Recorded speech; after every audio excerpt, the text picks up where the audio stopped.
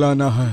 तो क्या इसका मतलब है कि हम इस श्राप को स्वीकार कर लें? क्या आप चाहते हैं कि औरतें इसी तरह अपने बच्चों को खोती रहें? क्या आप चाहते हैं कि कालिंदी की आत्मा कभी शांति ना पाए? तुम समझ नहीं रही हो बेटी, ये केवल एक आत्मा से बात करने की बात नहीं है। उस कुएं में कुछ ऐसा है जो इंसान की समझ से परे है।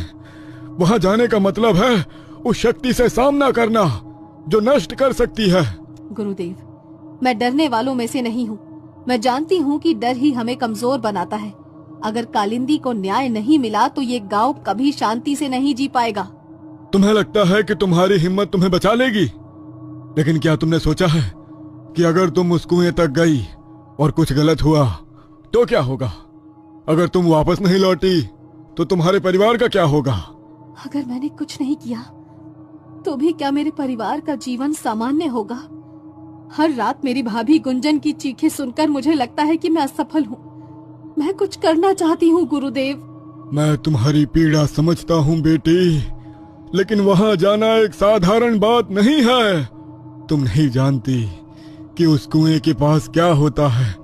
वहां ना सिर्फ कालिंदी की आत्मा भटकती है, बल्कि कुछ ऐसा है जिसे अब तक कोई नहीं समझ पाया।